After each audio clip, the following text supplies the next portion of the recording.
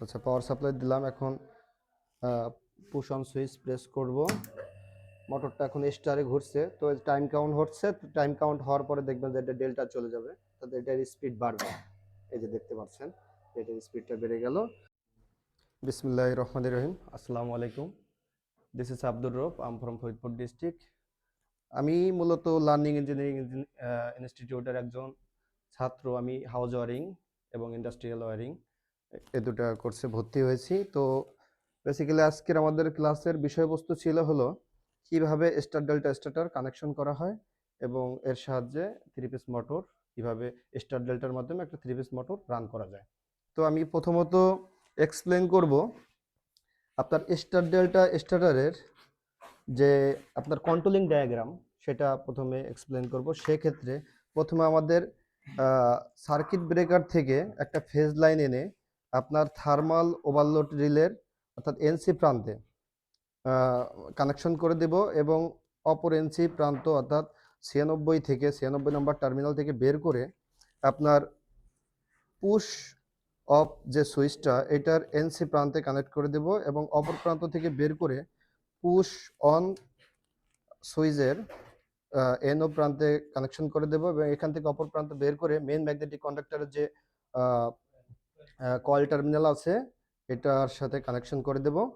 এবং পরবর্তীতে যদি ল্যাচিং এর কথা বলি, যাতে আমার ম্যাগনেটিক কন্ডাক্টর বন্ধ না হয়ে যায়, অর্থাৎ পুশ করার পরে ছেড়ে দেওয়ার পরে যাতে কানেকশনটা ধরে রাখে, সেক্ষেত্রে ল্যাচিং করতে হবে। ল্যাচিং করার ক্ষেত্রে আমার পুশ অফ এবং পুশ অন সুইচের মাঝামাঝি যে কোনো জায়গা থেকে একটা কেবল নিয়ে আমি এটা কানেকশন করে দেব হচ্ছে মেইন যে ম্যাগনেটিক কন্ডাক্টর এটার এনও প্রান্তে, অর্থাৎ এনও প্রান্তে কানেকশন করে দেবো এবং এনোর অপর প্রান্ত থেকে বের করে আমার মেইন ম্যাগনেটিক কন্ডাক্টরের কয়েল এ এখানে কানেকশন করে দিতে হবে এবং কয়েল এ প্রান্ত থেকে আরেকটি কেবল সংযোগ করতে হবে হচ্ছে আমার এই টাইমারের আপনার কয়েল প্রান্ত অর্থাৎ 7 এবং 8-এ এখানে আমি কানেকশন করে দেব। এখান থেকে হচ্ছে আমার নরমালি ওপেন আর নরমালি ক্লোজ আছে। এখানে নরমালি ক্লোজ আছে হচ্ছে 5 নাম্বার প্রান্ত। এখান থেকে একটা কেবল আমি সংযোগ করে দিব হচ্ছে, অর্থাৎ যে আমার ডেল্টা ম্যাগনেটিক কন্ডাক্টর আছে, ডেল্টা ম্যাগনেটিক কন্ডাক্টরের এনসি প্রান্তে। ডেল্টা ম্যাগনেটিক কন্ডাক্টরের এনসি প্রান্তে কানেক্ট করার পরে আমার অপর প্রান্ত থেকে বের করে স্টার ম্যাগনেটিক কন্ডাক্টরের যে কয়েল টার্মিনাল আছে এখানে কানেক্ট করে দেব এবং আমার টাইমারের যে এনও প্রান্ত যেটা ছিল অর্থাৎ 6 নাম্বার যে টার্মিনাল, এখান থেকে আর একটা কেবল বের করে আমি হচ্ছে স্টার ম্যাগনেটিক কন্ডাক্টরের আপনার এনসি প্রান্তে কানেক্ট করব এবং অপর এনসি প্রান্ত থেকে বের করে আপনার যে ডেল্টা ম্যাগনেটিক কন্ডাক্টর এটার এই প্রান্তে যুক্ত করব। আর আরেকটা বিষয় আমি বলতে ভুলে গেছি, সরি।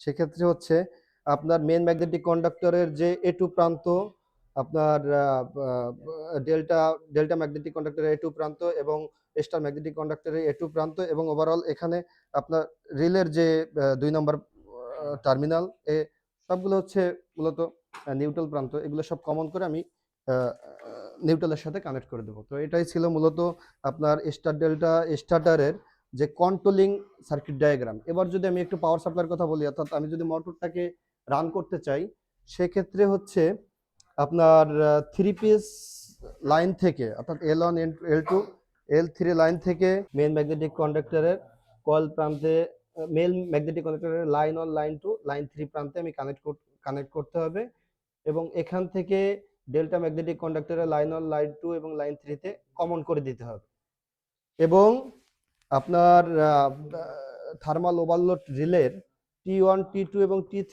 প্রান্ত থেকে আমার ওটা বের করে আপনার যে মোটরের